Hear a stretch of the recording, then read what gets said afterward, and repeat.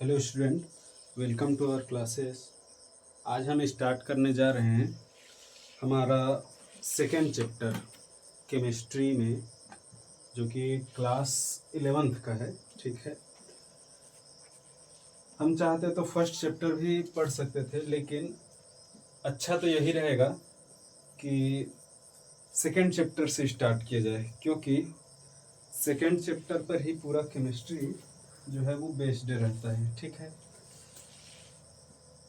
इसको कंप्लीट करने के बाद हम उसमें भी जा सकते हैं, पहला चैप्टर में बाद में चलेंगे। ठीक है, तो हमारा जो सेकंड चैप्टर है उसको पढ़ना बहुत ज़रूरी है।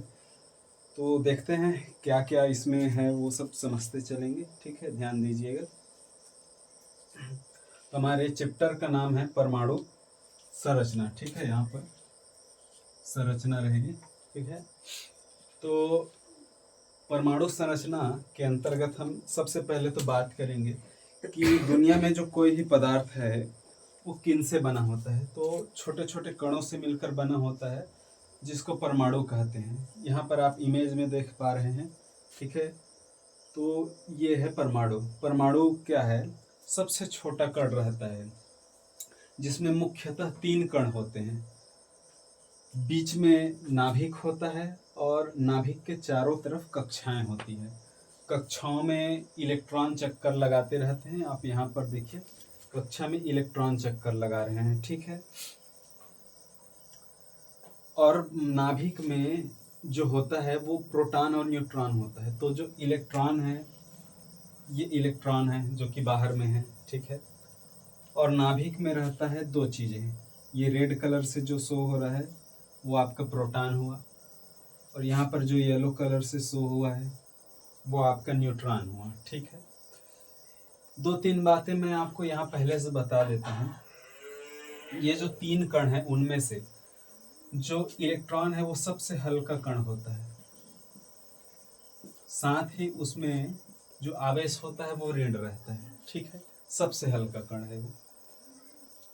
बात करेंगे नाभिक में जो 2 कण है, तो जो प्रोटॉन है, यहाँ पर जो प्रोटॉन की बात कही गई है, उसमें होता है प्लस आवेश। ठीक है, धनावेश होता है।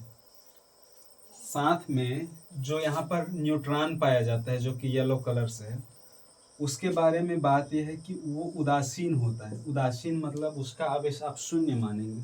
ठीक है, तो ध्यान से देखिए, यहाँ पर ऋण आवेश, धन आवेश और जो न्यूट्रॉन है उसके बारे में बताया है उदासीन। ठीक है, एक बात और कि सबसे भारी कण है ये जो न्यूट्रॉन है वो। ठीक है, न्यूट्रॉन ही सबसे भारी कण होता है इन तीनों कणों में। ठीक है, अब ज़्यादा टाइम वेस्ट ना करते हुए हम आगे बढ़ते हैं और बात करेंगे कि इन 3 जो मूल कण है उनकी खोज कैसे हुई। तो सबसे पहले बात करेंगे कि जो इलेक्ट्रॉन है उसकी खोज किन्होंने करी है। तो इलेक्ट्रॉन की खोज करी है जे थॉमसन ने। प्रोटॉन की खोज है गोल्डस्टीन ने करी है। न्यूट्रॉन की खोज जो है वो आपके चैडविक ने करी है। ठीक है, और ये जो यहाँ पर चित्र है उसमें आपके परमाणु को वृत्ताकार दिखाया है, द्विविमी। जबकि यहाँ एक और इमेज हमने लिया है, उसमें हमारे जो परमाणु है उसको त्रिविमी दिखाया है। ठीक है, त्रिविमी, त्रिविम परमाणु है। ठीक है, तो ये जो अवधारणा है परमाणु के बारे में, ये बोर की अवधारणा है कि बोर के अनुसार परमाणु इस तरह से होता है, द्विविमी, वृत्ताकार। और जी ये जो अवधारणा है त्रिविमी अवधारणा, ये वास्तविक अवधारणा है। परमाणु जो है वो असल में गोलीय होता है, गोले की तरह होता है। ठीक है, तो इसको भी आप ध्यान रखिएगा। अब हम आगे बढ़ेंगे हमारे क्वेश्चनों में। ठीक है, तो देखते हैं क्या क्या है।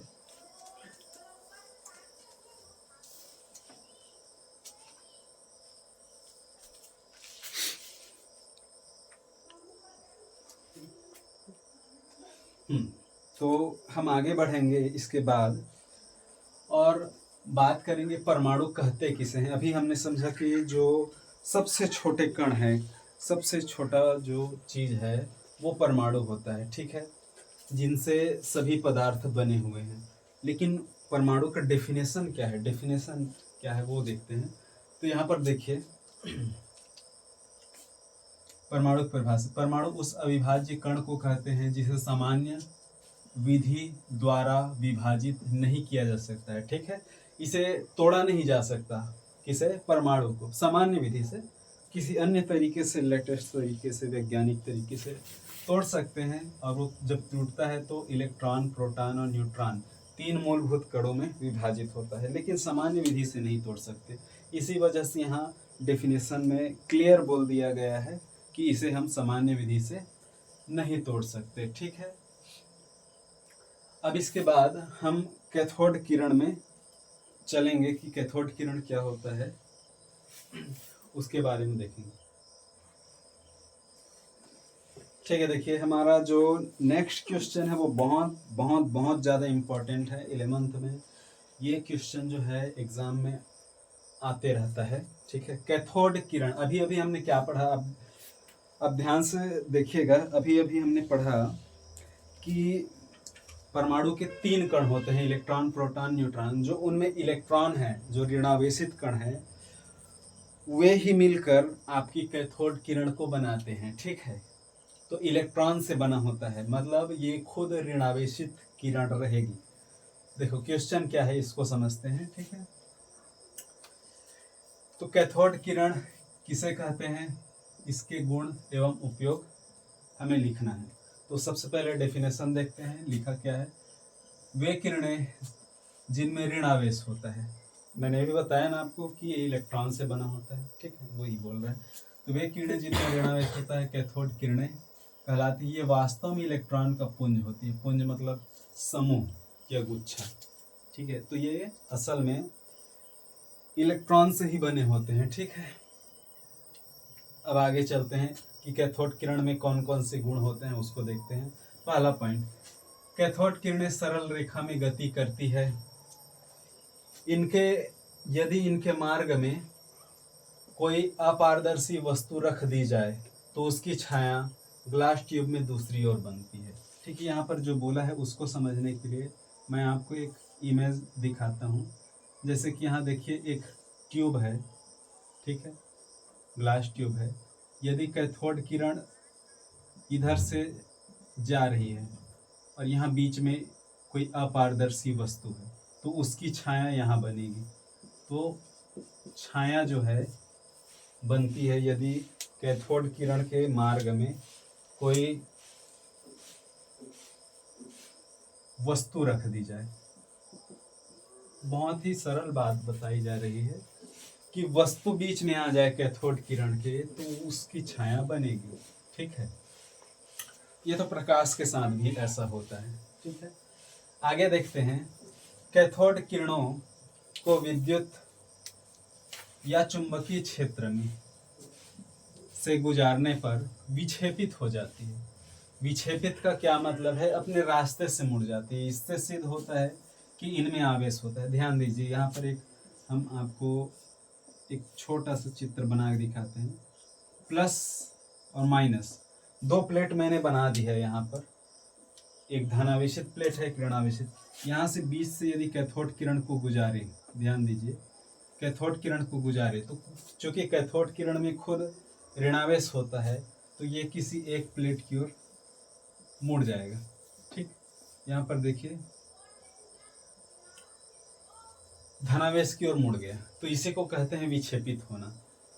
अगला है, देखिए यहाँ पर ध्यान दीजिए, ये धनावेश की ओर मुड़ रहा है। धनावेश की ओर मुड़ने का मतलब है कि कैथोड किरण में खुद ऋणावेश है, इसमें जो खुद का आवेश है वो ऋण है, तभी तो धन की ओर मुड़ा है, ऐसा आपको मानना है। इसीलिए यहाँ पर बोला है कि कैथोड किरण ऋणावेशित होती है। अगला जो पॉइंट है वो क्या रहेगा, कैथोड किरणें जो है वो छोटे छोटे कणों से बनी होती है। यहाँ दिखते हैं ना, छोटे छोटे कण रहते हैं उसमें। मैंने अभी बताया कि किरण क्यों बोलते हैं इसको। किरण में जो विच्छेद करोगे, शब्द का विच्छेद करोगे तो उसमें कण शब्द भी तो होता है। तो आप किरण को कण ही मानकर चलिए, बारीक कण होते हैं। ठीक है, तो किरण मतलब बारीक कण। ठीक है, देखिए यहाँ क्या है, कैथोड किरणें पदार्थ कणों से मिलकर बनी होती है। तो वहां पर मैंने आपको दिखाया कि छोटे छोटे कण होते हैं उसमें। यदि इनके मार्ग में कोई हल्का पैडल चक्र मतलब जो पवन चक्की होती है उसी की तरह जो फिलफिली होते हैं उसी को पैडल चक्र कहा जा रहा है। जो खिलौने होते हैं फिलफिली उसी के बारे में कहा जा रहा है। तो इनके मार्ग में यदि हल्का पैडल चक्र रखा जाए तो वह घूमने लगता है। ठीक है, तो जिस तरह से फिलफिली जो है वो हवा में घूमती है, हवा के जब परमाणु उसमें टकराते हैं तो वो घूमने लगती है, उसी प्रकार कैथोड किरण के मार्ग में यदि हल्का पैडल चक्र आ जाए तो वह भी घूमने लगता है फिलफिली की तरह। ठीक है, अगला पॉइंट है ये किरणें गैसों में से गुजारने पर उन्हें आयनित कर देती है। क्योंकि किरणों में खुद अपना आवेश होता है, ऋण आवेश। अब वो गैस में से गुजरेगी तो निश्चित रूप से वो गैस को आवेशित कर देगी। इसके लिए आप यहाँ पर एक इमेज से समझ सकते हैं कि एक ट्यूब ले लीजिए, ग्लास ट्यूब।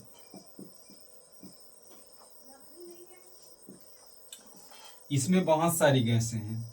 आपको क्या करना है कि इनमें आपको अंदर से कैथोड किरण को गुजारना है और अंदर में गैस है, यहाँ पर अंदर में गैस है। तो गैस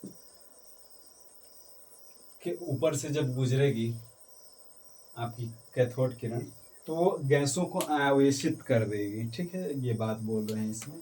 अगला पॉइंट में चलते हैं।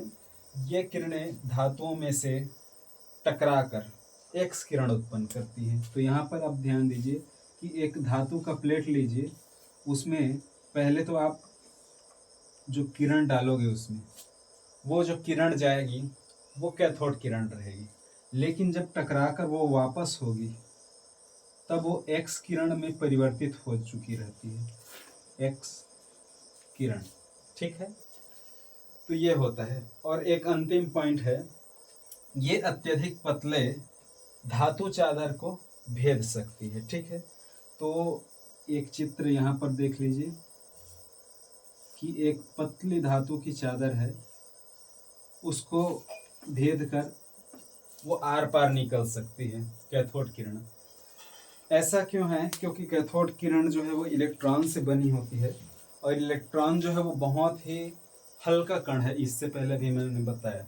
और जो भी हल्की चीज रहती है उसकी जो वेधन क्षमता है, मतलब भेदने की क्षमता है, वो बहुत ऊंचा होता है। हल्की चीजों का वेधन क्षमता ऊंचा होता है और जो भारी चीजें हैं उनकी वेधन क्षमता कम होती है। इसलिए यहाँ पर बताया है कि ये अत्यधिक पतले धातु चादर को भेद सकती है। ठीक है, तो इस तरह से हमने कैथोड के अंतर्गत जितने भी गुण होते हैं उनको अभी देख लिए। बहुत ही इम्पोर्टेंट क्वेश्चन है ये। अब इसके बाद हम आगे बढ़ेंगे और इसके उपयोग को देख लेते हैं जल्दी से। ठीक है,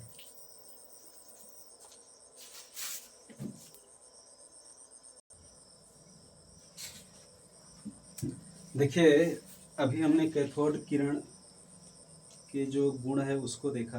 अब आगे हम उसके उपयोग को देख लेते हैं कैथोड के, फिर एनोड किरण के गुणों को जल्दी से देख लेंगे। ठीक है,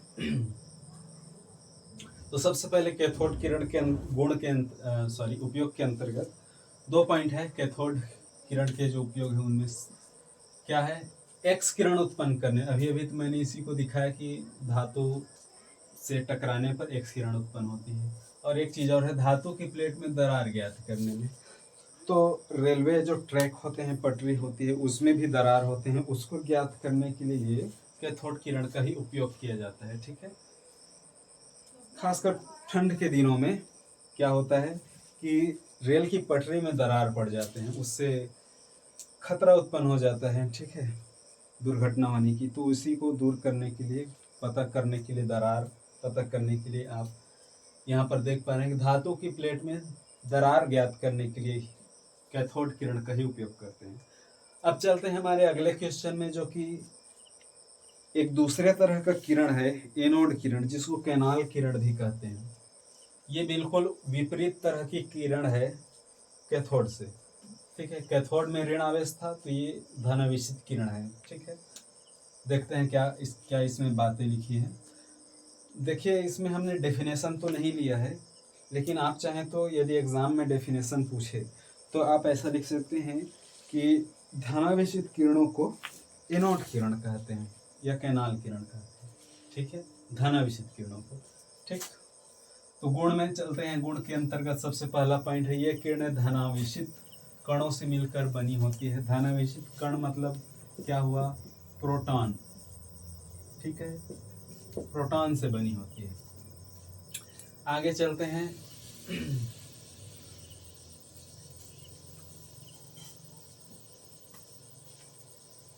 ये सीधी रेखा में गमन करते हैं। ये जो पॉइंट है वो तो बिल्कुल वही पॉइंट है जो हमने कैथोड में पढ़ी है। ठीक है, आगे चलते हैं। ये किरणें विद्युत या चुंबकीय क्षेत्र में विक्षेपित हो जाती है। बिल्कुल वही है जैसा कि हमने दो प्लेट बनाते हैं यहाँ पर, धन और ऋण, बीच से यदि हमने किरण को गुजारा तो चूंकि एनोड किरण पड़ रहे हैं, मतलब ये धनावेशित होती है, तो उसे ऋण प्लेट की ओर मुड़ जाना चाहिए। ठीक है, क्योंकि इसमें ऑलरेडी कौन सा होता है, धन आवेश होता है। ठीक है, अगला पॉइंट है, इनकी वेधन क्षमता क्या रहेगी, कम रहेगी।